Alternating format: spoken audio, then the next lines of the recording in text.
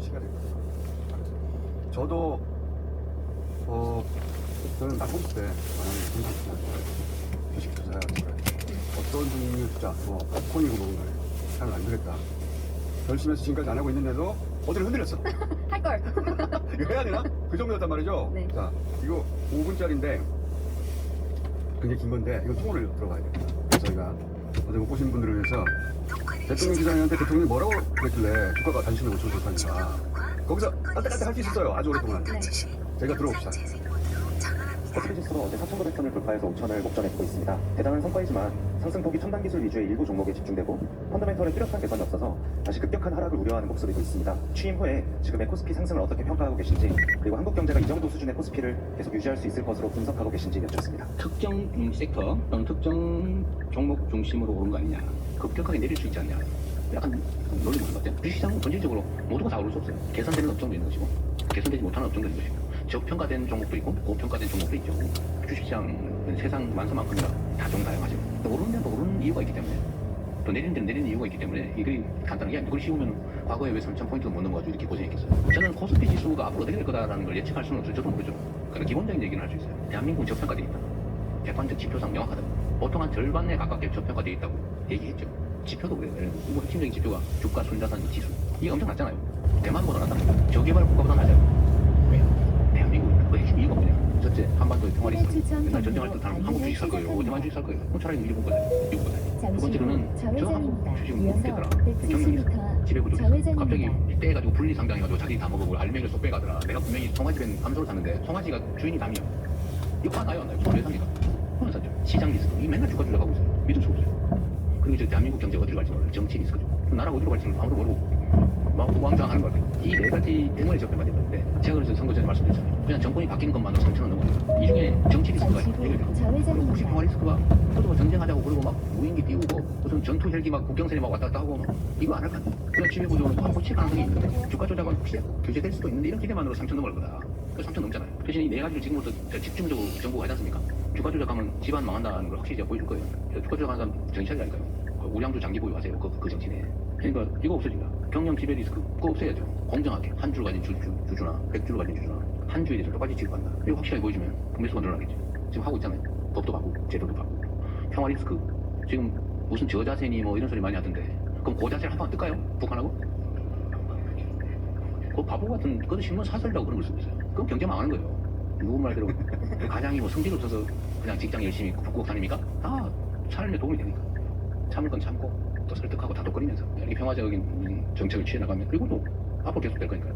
그럼 이런 리스크가 줄어들잖아요. 똑같이 평가만 해도 여러분 계산해 보세요. 내가 숫자를 말하기는 좀 그래서 5천 얘기는 솔직히 아니고 5천을 바라보는 5천 넘게 생겼어요 지금. 근데 거긴 요인이 있죠. 인공지능과 반도체 분야에 예측 못한 정도의 하락이 있죠. 그건 예측 못했던 거예요. 5천을 넘어가자 말이고 미국 장이나 국제 정세에 비추고 300m 대충 그랬어요. 언덕마을 방면 그게 우리 입장이 현재 상황이죠. 어떤 것에 말씀드렸던 건데 좌회전입니다. 국민의 재산을 늘리는 겁니다. 국가의 부를 늘리는 겁니다. 대한민국 기업이라는 이유로 똑같은 기업이 왜 싸구려 취급을 합니까? 똑같은 금 한 돈 반지인데 이재명이가 가지고는 2만 원이고 조군이 가지고는 5만 원이고 돈 조군이 가지고 80만 원이에요. 왜? 말이 안 되잖아요. 제가 이렇게 받아요. 내가 가지고 있는 반지가 한 돈짜리인데 이거 80만 원짜리야 라고 평가받으면 PBR이 수십 배 1.6이죠. 근데 이게 왜곡됐어요? 이제 정상을 찾아가는 이어서 중이라고 혹시 대통령이 오지 않을 그 박사를 좌회전입니다. 신중하게 자기 판단을 해야죠. 제가 주식 투자를 본의 아니게 소형 작전주를 샀다가 대성공을 하는 바람에 간이 부어가지고 풋 옵션 거래까지 했었어요. 선물을 넣어서 아니면 맞아 드리겠습니다. 좌회전입니다. 이어서 그다음부터 290m 교과서 대면서 벌써 샀다고 했잖아요. 주식 투자는 각자가 알아서 잘 해야 되는 일이다. 정상화는 꼭 필요하고요. 예, 정상화 과정 중에 있다. 떨어질 거예요 물어보지 마세요. 자, PBR이 제가 나가는 동안 물어봤었는데 1.6 정도죠. 네 그렇습니다. 선진국이 4 정도 되거든요. 그럼 아직 몇 배 더 올라가야 돼요. 그렇습니다. 아직 많이 남았습니다. 전문가들은 뭐 올해 상반기에 5천. 우리 그 주식 알아본 선생님들도 네. 1분기 얘기했지 않습니까? 그렇습니다. 제가 그때 뭐라고 그랬어요? 1월이다. 곧이다 곧. 1월달이 됐다고 했잖아요. 네. 제가 주식은 안 하는데 잘 맞췄잖아요. 혼자 맞추셨습니다. 혼자 맞췄잖아요. 네. 6천 얘기하던데 저는 이재명 임기 내에 만을 가느냐 못 가느냐 얘기하더라고요. 그런 시점이 없더라고 봐요. 주식하십시오. 합시다. 그때 시작해도 늦지 않았습니다. 우리가 1.6인데 선진국이 4니까 평균 아직도 여력이 굉장히 많이 남았습니다. 그렇습니다. 그런데 이재명 후보건 대통령이건 대표건 주가 5천 얘기만 하면 무조건 보수 정치인들이 비웃었어요. 그렇습니다. 보수 정치인들은 대선 후보 토론회 등 각종 자리에서 틈만 나면 이재명 공식 주가 5천을 조롱했었습니다. 한번 봅시다. 그거 있으면.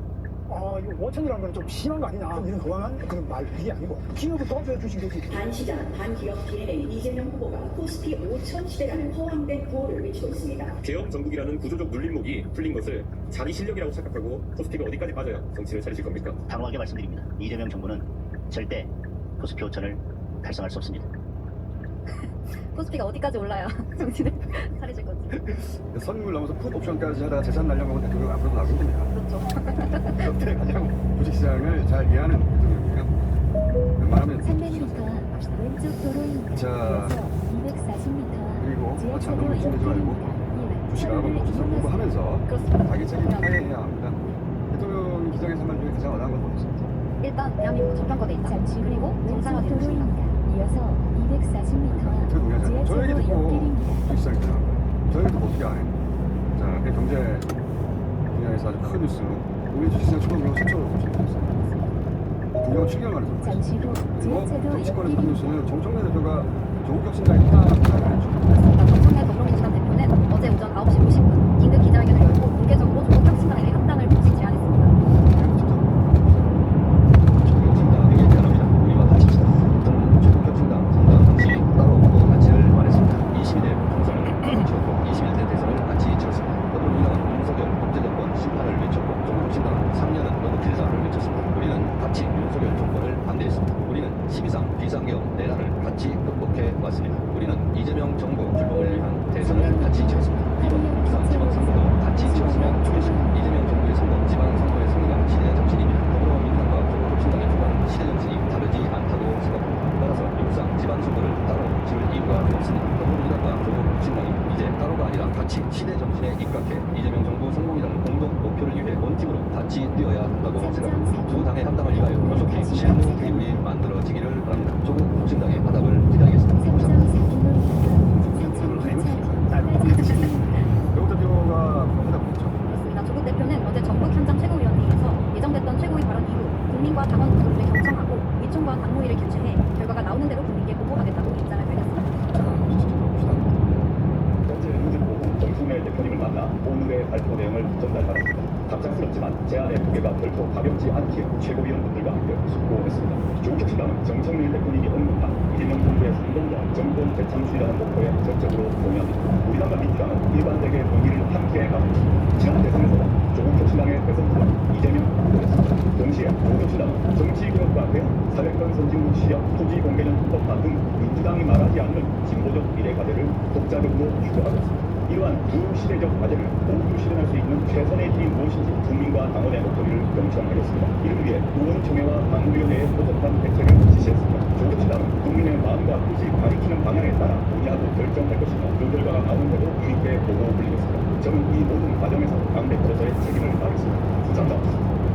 자, 이런 일이 있어서 오늘 기자실을 찾아서 심사하고 그래서 정민표 교수님이 기자들에게 통합문제는 대통령을 조치하겠다. 지금 이렇게 얘기를 하고 있는데 제가 알기로 이재명 전 대표가 작년 수능 내기 전에 통합에 대한 이야기를 나눈 걸 알고 있어요. 누군가의 자세한 얘기 제가 드리겠습니다. 그런데 적어도 두 당의 통합은 그러니까 하느냐 마느냐가 아니라 언제 하느냐의 문제였다. 그러니까 당대표로서는 통합을 해야 한다는 방향성이 정해져 있었던 건데 그 다음 이제 당대표는 언제 어떻게 솔직히 이재명은 4점 교차로에서 정문, 오산, 경기도 사격자, 평택 오른쪽 도로입니다. 이어서 70m 우회전입니다. 400m 시속 70km 과속 단속 구간입니다. 당내에 발명이 꽤 300m 많습니다. 시속 70km 과속 단속 구간입니다. 게을려고 해야 될까요? 500m 그런 분들이 4점 교차로에서 수십 명 있었어요. 정문, 오산, 그래서 윤석열 정권의 이재명 죽이기에 동참을 합니다. 오른쪽 도로입니다. 그래서 이재명 특보동안이 가결되는 생산할 수 없는 그리고 당일날 300m 민주당 후보라고 되게 사점 문제가 있어요. 교차로에서 정문, 이낙연 전 총리가 경기도 심심한 사격자, 거죠. 평택 방면 그리고 이재명으로는 안 된다. 이어서 170m 그런 사람들도 들어가 있고 우리들이 매일매일 오고 있죠. 그 당일 밤 이제 의총에서 난리법석이 당해버렸죠. 그때 정청래 대통령 수석실과 그 대혼란 한가운데 박광원 당시 원내대표를 따로 만나서 사퇴를 요구합니다. 사퇴하세요? 저는 안 합니다. 이거는 격가세 없는 거예요. 기억납니다. 격가세 없는 거라고. 원내대표는 다른 사람이 강력히 지킬 방법이 없어. 그리고 사퇴하세요? 저도 사퇴합니다. 이게 아니고 사퇴하세요? 저는 안 합니다. 이건 정치 문법이 없는 거라고. 그런데 만약에 문법대로 동반 사퇴하면 이재명 지도부 자체가 분열되는 거예요. 그러니까 당장 사퇴하세요? 저는 안 합니다. 그리고 결국은 사퇴하게 만들어냈고, 그리고 있을 수 없는 속도로 차기 원내대표를 선출합니다. 선출된 게 현재 친임 정무수석 홍영표 의원이에요. 그러면서 당이 구속을 안 해요. 잠시 후 오른쪽 도로입니다. 이어서 170m 앞 그때 아니야, 우회전입니다. 앞으로 우리가 어떻게 할지 보고 100명이 넘는 수많은 방안을 내고 토론을 시작해서 해결을 하지 않았으면 수습이 불가능했어요. 그때는 그게 유일한 길이었고, 그게 아니었으면 이 당은 큰 혼란을 오래오래 겪었을 거예요. 제가 지켜본 김종대 대표 정치 역정에서 가장 기다려졌어요. 동정내 방식이었고, 그래서 통했다. 항상 통하는 건 아닙니다. 근데 그때는 그게 맞았다. 이 사안은 언론에 제대로 보도 안 됐지만 그랬었는데, 그럼 이 경우는 어떻게 아느냐. 이건 잠시 이제 제 후 우회전입니다. 해석인데 제가 오늘 지금 정치 현실이죠. 저는 이 시점에서 이 사안은 마찬가지로 정청래 대표가 하게 만든 방식이라서, 아무리 지향하는 가치가 일치한다고 해서 선거 국면에서 정당은 그 조직은 딱 한정된 의석을 두고 구성원들이 500m 경쟁자 관계를 12시 방향 출구입니다. 시장, 이사도, 구청장도, 의원도, 시의원도 다 마찬가지입니다. 그래서 선거국면에서 당대당 포함은 조직 구성원 모두가 정도를 달라도 매우 첨예한 이해 당사자가 됩니다. 300m 앞 12시 방향 그런데 아래로 출구입니다. 중지를 먹으려고 하면 이해 당사자들의 물러설 수 없는 전략, 굉장히 집상입니다. 이게 안 돼요. 지도 맞나? 물론 이제 대형 선거 전에 당대표원을 합당 제한부터 하게 되면은 지역에 따라서는 이해가 첨예하게 갈리고, 당장 분위기 없어도 찜찜하기도 하고, 사전 논의가 하고 없었다는 자체가 12시 방향 출구입니다. 옳지 않다고 생각하게 되고, 그 외에도 아주 여러 가지 이유로 불편하게 가려고 이게 다른 좀 이유가 있어. 어느 정도 다 이유가 있다. 근데 서 있는 자리에 따라서 풍요가 달라지는 거예요. 통하는 시점, 정권 재창의 가능성, 차기 주자들 육성, 이런 정당의 지속 가능성을 가장 앞에 놓고 고민하는 게 제대로 된 당대표 책무예요.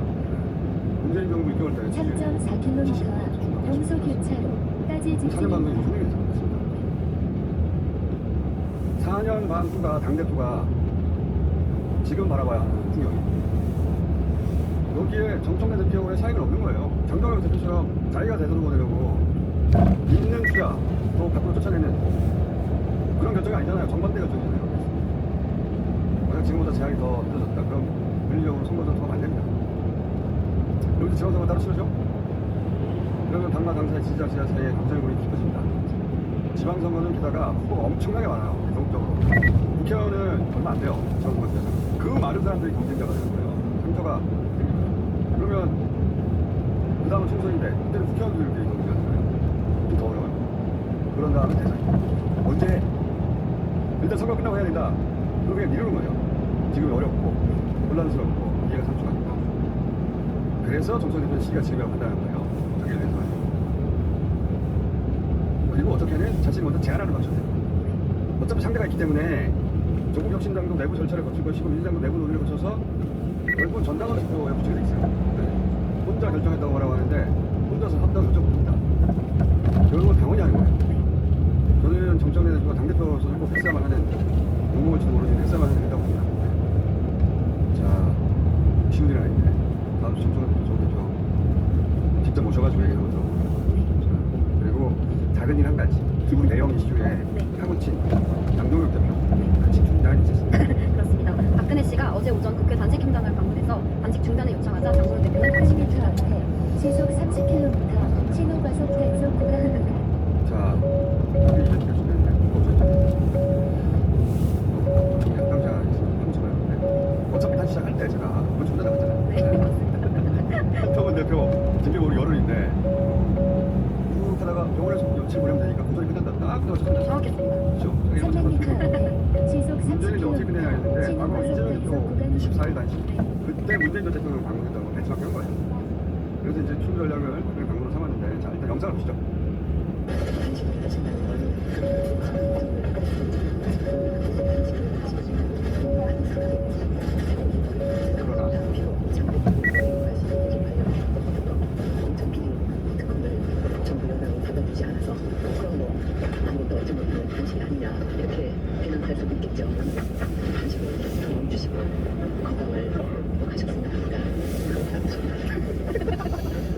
너무 빨리 기다렸다는 듯이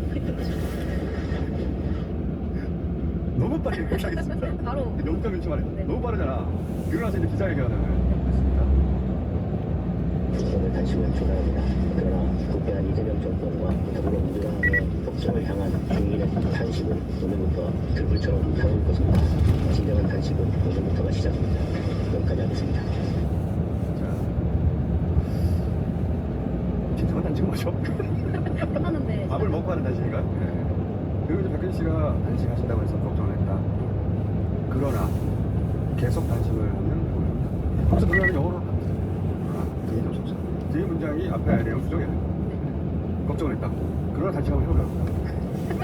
그러네요. 그래서 그러나로 이런 문장이에요. 후보를 잘한다. 장동영 대표가 이벤트 준비를 잘했는데 너무 빨리, 너무 쉽게 그렇게 하겠습니다. 저러면 안 됩니다. 그렇죠. 네, 그렇게 하면 안 되고 제가 장동영 할 테니까 네. 박근혜 해보세요. 먼저 얘기해봐요. 단식을 멈추십시오. 아닙니다. 쓰러질 때까지 하겠습니다. 큰일 납니다. 단식을 멈춰주십시오. 멈출 수가 없습니다. 큰일 납니다. 한참 후에 한참 하고 몇 번 왔다 갔다. 그리고 떠난 후에 몇 시간 있다 혼돈하면 되잖아요. 좌회전입니다. 어차피 진짜 혼돈했는지 자기밖에 몰라요. 그래서 멈추세요. 0.1초 만에. 그거 하겠습니다. 가지고 옵시다 그거.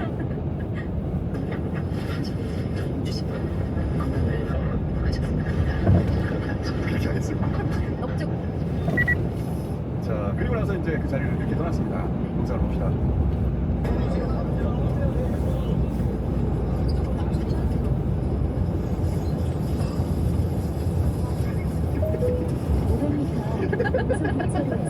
이러면 코믹해진단 말이야. 이상해져야 되는데. 쓰레기에 아, 진짜, 아, 진짜 아쉽네. 너무, 그 마지막 사진 너무 코믹해지잖아. 이렇게 되면. 아, 연습 진짜 아쉽네. 그리고 이러면 우리 운동은 좀 뭐가 돼요? 300m 운속 교체로에서 유급한 시간이 무슨 시 퀴즈 방향 짧게 하나만. 좌회전입니다. 다보스 포럼에서 트럼프가 이거 다 챙겨보거든요. 네. 이거 보다가 와 한 게 있어. And then after the war, which we wanted big without us. Right now, you know, he's speaking some German and 잠시 후 Japanese 시 guys. 방향 좌회전입니다. 어디까지? 유럽 사람들한테 우리가 아니었으면 뭐 지금 일본 독일말 하고 있을 거 아니야. 일본말도 했을 수도 있고. 2차 전쟁을 2차 대전 같이 치른 상대한테 저렇게 말을 해버리면 오만장이 다 떨어지죠. 그렇죠. 오만장이. 야 진짜 대단합니다. 어디까지 갈지.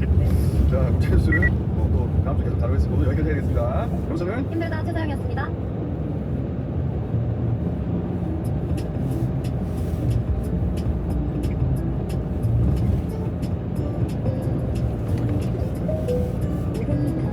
청북 방향 우회전입니다. 자 우리가 긴급 지방선거 여론조사를 이제 시작했습니다. 네, 박수영 대표 해주세요. 네, 고맙습니다. 네, 그리고 정기조사는 오늘 하는데 이 지방선거 금요일 날입니다. 일단 5K를 시작했어요. 300m 청북 방향 작게 하다 우회전입니다. 이거 작게 시작해가지고 5K, 10K, 15K 할 건데 오늘은 이제 서울 가장 큰 선거죠. 예. 예, 서울시장 선거 여론조사를 한번 해봤어요. 자 근데 이제 저희가 김민석 총리를 넣었습니다. 잠시 후 네. 우회전입니다. 특별히 넣었어요. 왜 넣었냐면은 이유가? 본인이 출마 이렇게 넣지 말아달라고 했잖아요. 예, 예. 그럼 이제 총선이면 당연히 그걸 받아주는데 이게 이제 정권 첫 번째 그 정치선거, 지방선거잖아요. 예. 선거 아닙니까? 이 선거에서 이 김민석 총리 정도의 네. 정치인이 되면 문제가 못합니다. 본인 뜻대로 안 되고 어느 순간 갑자기 차출될 가능성도 배제할 수가 없어요. 그거는 이제 정원호, 박주민, 서영교 여러분들이 정치자들이 오세훈 나경원한테 밀릴 경우에는 이거 차출론이 힘을 얻을 수도 있지만 어떻게 될지는 우리가 모릅니다. 그러니까 본인 뜻을 확인했고 그런데 어떤 정치적이 있을지 모르니 그것까지 다 감안해서 왜 김혜수 총리 입장에서는 이미지 별로 좋진 않아요. 왜냐면 후보에 관심이 있다고 이런 식으로 본인은 성공을 하셨다고 했죠. 우리를 여러 데서 빼달라고 했었고 했죠. 본인이 한 말 다 했어요. 무슨 말을 안 했습니다. 원래 저는 말을 안 했습니다. 이 시점에 본인의 진을 확인했고 근데 본인의 의지와 상관없는 정치 상황이 벌어질 수도 있다. 그냥 한번 올려보자. 그럼 어느 순간에 뺀 거예요. 그래서 서울시장 민주당 후보로 그래서 뭐냐 올려봤습니다. 뛰어들었어요. 자 이게 참 재밌는데 일단 정원호 예비 후보가 어떤 조사에서도 1위를 해요. 네, 요즘에는 네, 다 그래요. 대통령도 한마디 언급을 했고 하다 보니까 그리고 김민석 총리가 난 안 나온다고 했잖아요. 근데 여론조사를 놓고 돌려보잖아. 김민석 총리가 제일 잘 나옵니다. 그거는. 가상 대결에 있어서는 가상 있잖아요. 가상 대결에 있어서는 여야 1대1 대결. 예, 항상 1위가 나옵니다. 그래서 재밌는 게 이 지지자들 민정 지지층이 안 나와 있고 안 나오는데 일단 넣어보면 이분이야 이런 상황인 거죠. 그게 확인이 되는 거고. 여기서 지금 한번 보시면 민주당 후보군에서 정원호 20.9, 전화면 박주민 10.0, 김민석 7.3, 수영이 4.8 순으로 나왔잖아요. ARS 조사 동일하게 나왔어요. 정원호 27.6, 박주민 11.5, 김민석, 수영이 순으로 나왔는데 실제로 이제 민주당 경선 룰을 보면 ARS 안심번호 선거인단 투표거든요. 그러니까 ARS 조사하고 상당히 유사할 가능성이 있습니다. 선에서. ARS는 저희가 3,000개고요. 서울시는 보통 서울 전국조사 하면은 서울 200명, 300명 나옵니다. 네. 근데 여기서 이제 더불어민주당 지지층만 놓고 보면 ARS 조사에서 정원호 부총장이 상당히 큰 폭으로 앞서 있습니다. 43.5까지 나오니까요. 박주민 17.8, 김민석 13.5 순 조사. 이전 조사랑 비교하면 이제 다른 후보들 순서는 비슷한데 김민석 총리 원래 앞선 조사에서는 그렇죠. 거의 1위로 1위였었는데 출마 안 한다거나 혹은 변호사에서 빼달라는 입장을 밝혔기 때문에 일반 시민들이나 민주당 지지층은 일단 선택지에 올려놓지 않고 있다가 그렇죠. 물어보면 나는 그거 좋아해 하고 듣는 분들이 좀 이건 안 나온 거였을까 하시는 분들도 있는 거죠. 네, 그런 분들이 이제 그거를 같이 나눠 옮겨봤는데 정원호 예비후보 좀 많이 옮겨간 거예요. 정원호 시간이 없고요. 그 언더도 효과도 아주 톡톡히 보고 있는 것이고 자 그리고 보수 쪽에서는 이세훈 나경원입니다. 네. 그리고 3위는 한동훈. 국민의힘 지지층에서도 비슷한 결과는 국민의힘 경선 룰 자체가 아직 실험 확정은 안 됐지만 여론조사는 전화면접 조사로 합니다. 국민의힘 쪽은. 근데 오세훈이 21.5, 나경원 10.5로 나왔는데 국민의힘 지지층만 따로 놓고 보면 4대 3이에요. 네, 4대 42대 24. 전화면접 조사는 ARS 조사는 41대 29 이렇게 나왔죠. 4대 3이에요. 그러니까 이건 이제 당원이 아닌 분들이거든요. 네. 그 당원들은 이 비율 또 달라요. 당원 쪽에서 나경원 후보가 앞설 가능성이 높죠. 그렇죠. 네, 그런데 당원을 70%로 한다는 거 아닙니까? 그 아직 확정은 안 됐죠. 별로 안 쓰려고 하는 거예요. 네, 그렇게 될 가능성이 높죠. 그러면 이제 만약에 나경원 의원이 후보로 든다면 그러면은 나경원 후보가 될 가능성이 네, 지금 얼굴이 활짝 보고 있습니다. 나경원. 자, 그래서 가상 대결을 붙여봤습니다. 가상 대결 이런 의미도 있어요. 김민석 총리가 안 나온다고 다들 민주당 지지층은 알고 있는데 이게 이제 뒷배가 있다는 거죠. 심리적으로 선거에서는 심리적 뒷배가 굉장히 중요합니다. 이 후보 누르려고 우리 또 있어? 네, 굉장히 중요해요. 그 심리적 뒷배의 크기가 얼마나 되나 보려고 한번 조사해본 거예요. 꽤 큽니다. 네, 김민석 총리는 50% 넘어가요. 잠시 후 목적지가 있습니다. 11대 27. 이게 뭐 초고층에서 벌어지고 있는 생각이에요. 그리고 흔히 말하는 강남권이라는 안내를 정리합니다. 상당 앞서. 전화 면접 조사만 보면 다른 후보에 비해서 나경원 상대 경쟁력이 높은 것 같습니다.